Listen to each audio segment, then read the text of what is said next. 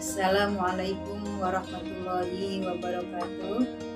Bismillahirrahmanirrahim. Alhamdulillahirabbil alamin. Wa bihi nasta'inu ala umuri dunya waddin. Wassalatu wassalamu ala sayyidina Muhammadin wa ala alihi wa sahbihi ajmain. Amma ba'du. Apa kabar anak-anak sekalian? Mudah-mudahan di pagi hari ini kita semua selalu dalam keadaan sehat walafiat dan selalu dalam lindungan Allah Subhanahu wa taala. Amin amin ya rabbal alamin. Anak-anak sekalian yang berguru kitai, mari kita lanjutkan pelajaran kita pada hari ini masih mengenai kisah Rasul. Minggu lalu kita sudah belajar tentang Nabi Daud alaihissalam. Sekarang kita lanjutkan tentang Nabi Sulaiman alaihissalam.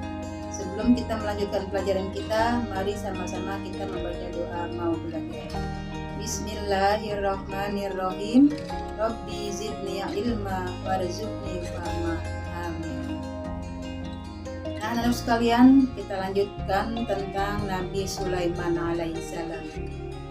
Nabi Sulaiman alaihissalam adalah putra Nabi Daud alaihissalam. Setelah Nabi Daud alaihissalam wafat, Nabi Sulaiman alaihissalam menggantikan sebagai raja. Mukjizat yang paling terkenal adalah diberinya keistimewaan oleh Allah Subhanahu wa taala, yaitu dapat memerintahkan bukan hanya kepada manusia, tetapi juga kepada hewan, angin, dan kepada jin. Nabi Sulaiman alaihissalam dapat menjadikan angin bertiup atas perintahnya ke tempat yang dia kehendaki. Allah pun menundukkan jin-jin untuk melayani Nabi Sulaiman alaihissalam. Di antara mereka ada yang dapat membangun istana dan benteng-benteng. Ada juga yang bertugas menyelam di laut untuk mengeluarkan mutiara dari batu-batu mulia. Allah Subhanahu wa taala memberi kekuasaan kepada Nabi Sulaiman alaihissalam atas setan-setan yang kafir, sehingga ia mampu mengikat mereka untuk mencegah kejahatannya. Allah juga memberinya mukjizat berupa kemampuan mengerti bahasa binatang. Suatu ketika Nabi Sulaiman melewati suatu lembah, Nabi Sulaiman alaihissalam memerintahkan kepada pasukannya untuk berhenti sebentar. Nabi Sulaiman mendengar suara semut yang ketakutan. Kemudian pasukannya pun berhenti menunggu semut-semut itu masuk ke dalam sarangnya dan berhati-hati agar tidak menginjak semut itu. Sikap Nabi Sulaiman tersebut menunjukkan bahwa kita harus menyayangi binatang. Bahkan kepada semut pun kita harus menyayanginya. Selama binatang itu tidak mengganggu kita, janganlah kita menyakiti binatang tersebut. Nah, meskipun kaya raya, Nabi Sulaiman alaihissalam tetap rendah hati, patuh dan tunduk pada perintah Allah Subhanahu wa taala. Kisah Nabi Sulaiman alaihissalam terdapat dalam surat Al-Qur'an, surah An-Naml ayat 15 sampai 44. Kemudian kisah Nabi Sulaiman alaihissalam bersama Ratu Balqis. Suatu hari Nabi Sulaiman alaihissalam mendapatkan kabar dari burung hudhud bahwa di negeri Saba ada sebuah kerajaan yang dipimpin oleh seorang ratu yang bernama Ratu Balqis. Namun sayang, Ratu Balqis tidak menyembah Allah, melainkan menyembah matahari. Nah, untuk membuktikan kebenarannya, Nabi Sulaiman memerintahkan untuk membuat surat kepada Ratu Balqis.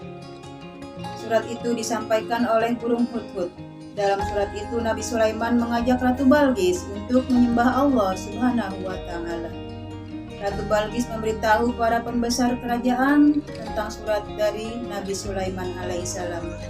Setelah berdiskusi, mereka memutuskan untuk mengirim hadiah kepada Nabi Sulaiman. Ketika menerima hadiah itu, Nabi Sulaiman marah dan berdiri dari duduknya sambil berkata, "Apakah kalian pantas menolongku dengan harta? Apa yang diberikan oleh Allah kepadaku lebih baik dari apa yang diberikan Allah kepada kalian. Namun kalian merasa bangga dengan hadiah itu."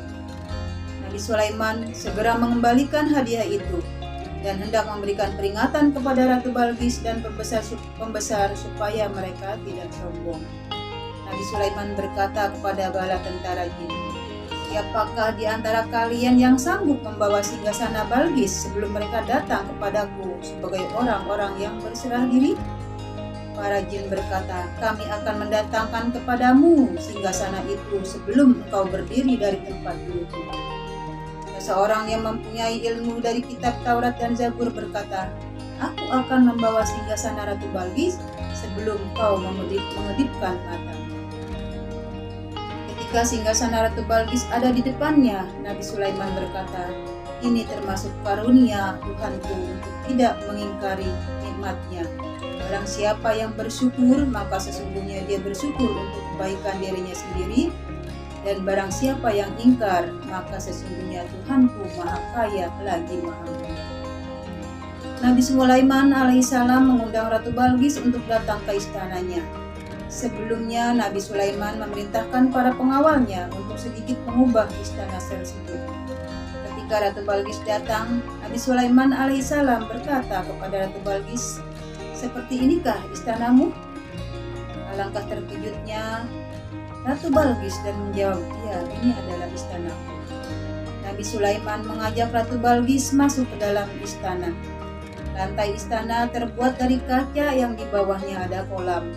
Ratu Balqis mengangkat pakaian yang menutupi betisnya, karena ia mengira yang akan ia lewati itu adalah air. Namun Nabi Sulaiman berkata, sesungguhnya ini hanyalah lantai istana yang dilapisi kaca. Ratu Balqis merasa sangat malu terhadap kejadian tersebut dan berkata, ya Tuhanku, sungguh aku telah berbuat zalim terhadap diriku sendiri. Dan berkata, ya Tuhanku, sungguh aku telah berbuat zalim, dan berserah diri kepada Nabi Sulaiman serta kepada Allah Subhanahu wa Ta'ala, Tuhan seluruh sekalian alam. Setelah kejadian itu pun Ratu Balqis alaihissalam masuk ke dalam agama Islam. Demikianlah kisah Ratu Balqis bersama Nabi Sulaiman alaihissalam. Kemudian kisah yang dipetik dari kisah Nabi Sulaiman alaihissalam. Nabi Sulaiman adalah bisa memerintahkan bukan hanya kepada manusia, tapi juga kepada jin, kepada hewan, dan kepada tentara yang lainnya. Kemudian Nabi Sulaiman bisa mengerti bahasa binatang. Walaupun kaya raya, Nabi Sulaiman tidak sombong, mengakui bahwa semua kekuasaan yang diberikan oleh Allah itu kepadanya adalah tetap Nabi Sulaiman berbakti dan beribadah kepada Allah Subhanahu wa Ta'ala. Nah, anak-anak sekalian, demikianlah apa yang dapat Guru sampaikan. Lebih kurangnya Guru mohon maaf. Wassalamualaikum warahmatullahi wabarakatuh.